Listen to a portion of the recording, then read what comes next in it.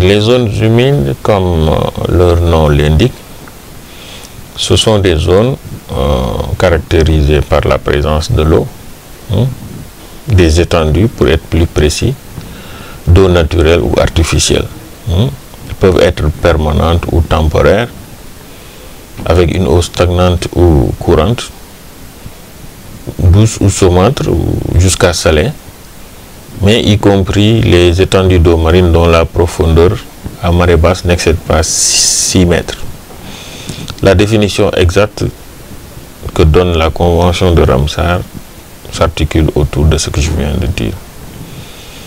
On peut donner comme exemple un fleuve. Un fleuve peut constituer une zone humide. Un lac, comme le lac Rose par exemple, peut être considéré comme une zone humide. Une estuaire, un bord de plage, tout ça, ce sont des exemples de zones humides. Au Sénégal, ce qu'il faut d'emblée dire, c'est que nous avons un ensemble de zones humides qui sont identifiées à l'heure actuelle, bien que cette identification ou ce répertoire n'est pas complet, mais dont l'état n'est pas toujours reluisant. Cependant, il faut distinguer les zones humides qui ont à l'heure actuelle des statuts, qui peuvent être soit protégés ou classés par un instrument juridique ou réglementaire. Mais nous avons d'autres zones humides qui jouent des fonctions assez importantes, mais qui jusqu'à présent ne bénéficient pas d'un statut de protection ou de classement. Maintenant, les zones humides connaissent beaucoup de problèmes à l'heure actuelle. Cela va sans dire que ce sont des zones généralement qui sont très convoitées par différents secteurs, notamment le secteur de l'agriculture, mais surtout le secteur de l'habitat. Les zones humides en général sont des zones qui sont souvent comblées à des fins d'habitat ou de construction. Et ça, c'est une des grandes menaces. L'autre menace aussi, c'est l'utilisation non rationnelle des ressources découlant de ces zones humides-là, mais la perte de biodiversité aussi qui entoure ces zones humides. Au niveau du Sénégal, nous avons essentiellement le parc du Djoudj, le parc national des oiseaux du Djoudj, qui est une zone humide d'importance internationale, autrement appelée site Ramsar. Nous avons la réserve spéciale de faune de Gumbel à Saint-Louis, qui est une zone humide d'importance internationale. Nous avons la réserve ornithologique de Kalissaï, en Casamance. Nous avons le parc national du delta du Saloum, qui est un site Ramsar aussi.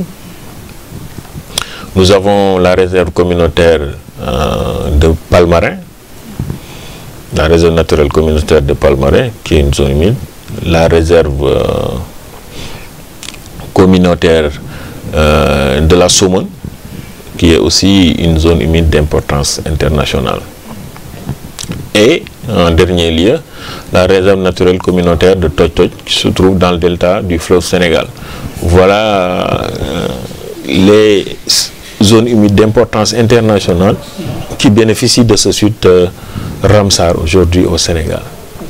En matière de conservation des zones humides du Sénégal, ce qu'il faut dire, l'instrument principal par lequel nous pensons pour prendre en charge les enjeux de gestion, qu'ils soient écologiques ou de développement, c'est principalement le plan d'aménagement et de gestion des zones humides. Aujourd'hui, nous avons les 6 à 7 zones humides d'importance internationale au Sénégal que je viens de citer, disposent de plans d'aménagement et de gestion.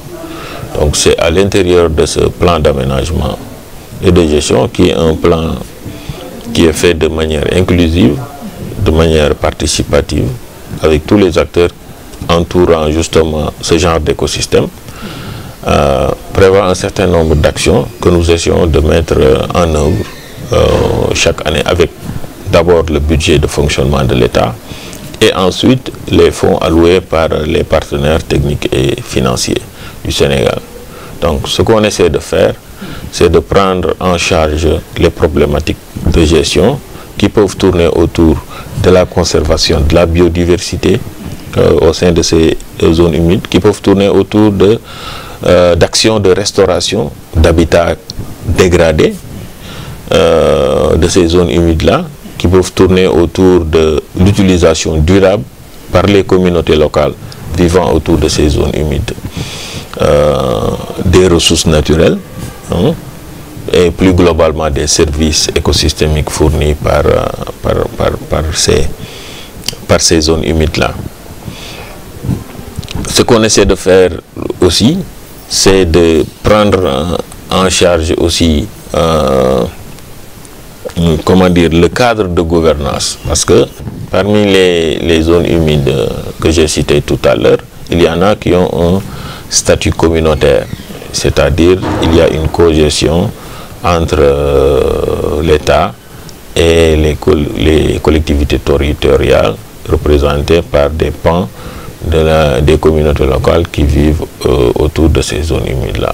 J'en veux pour exemple la réserve d'intérêt communautaire de la Soumoun, la réserve communautaire de Palmarin, la réserve communautaire de Toy-Toy, où nous avons un comité de gestion au sein duquel les communautés sont représentées à majorité, où l'État n'est qu'un simple membre, hein. Et justement, c'est ce comité de gestion-là qui met en œuvre les actions édictées dans les plans d'aménagement et de gestion de ce type de zones humides. Donc, globalement, nous essayons de prendre en charge les besoins d'aménagement, de gestion et de suivi écologique de ces zones humides-là, afin d'améliorer leur gestion. Pour le contexte, il faut signaler que ces projets que vous venez de citer s'inscrivent dans le cadre d'une stratégie d'un bailleur de fonds très important dans cette partie de l'Afrique de l'Ouest. C'est la Fondation MAVA qui a mis en place une nouvelle stratégie d'intervention dans la région ouest africaine qui va de 2017 à 2022. Donc c'est dans ce cadre-là que des menaces ont été identifiées, des menaces telles que les problèmes de pollution, les problèmes liés à l'exploitation pétrole-gaz, les problèmes de dégradation des habitats, des zones humides, les problèmes comment dire, d'état de conservation des espèces, notamment l'avifaune, les oiseaux, etc. Et c'est dans ce cadre-là que la direction des parcs nationaux, en partenariat avec la direction des aires marines protégées, a soumis voilà, un projet justement qui a été approuvé par la Fondation MAVA. Ce projet, c'est le projet de gestion intégrée de la biodiversité du delta du Saloum. Donc nous avons 5 sites d'intervention: le parc national du delta du Saloum, la réserve communautaire de Palmarin, l'aire marine protégée du Bambou, l'aire marine protégée de Sangomar et l'aire marine protégée du Gandoul dans le département de Foundiougne. Voilà, ce projet essaie d'abord de matérialiser le concept de réserve de biosphère dans le delta du Saloum, qui est en soi une grande zone humide par excellence, avec un type d'habitat particulier qui est la mangrove. Donc, au-delà de cette matérialisation du concept de réserve de biosphère, il y a des problématiques liées à l'érosion de la biodiversité que nous essayons justement de prendre en charge à travers le suivi des oiseaux et la surveillance des sites.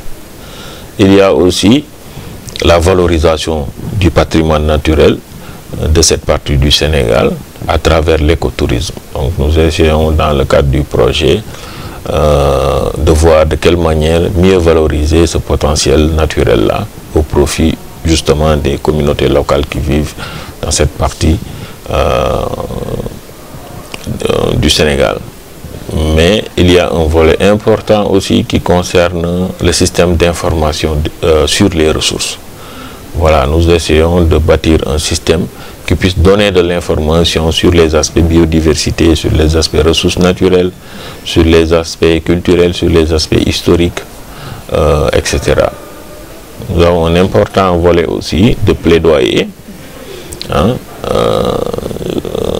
en faveur de la protection justement des habitats remarquables en termes de zones humides importantes dans le delta du Saloum, que nous réalisons en partenariat avec l'ONG NCD, Nature Communauté Développement.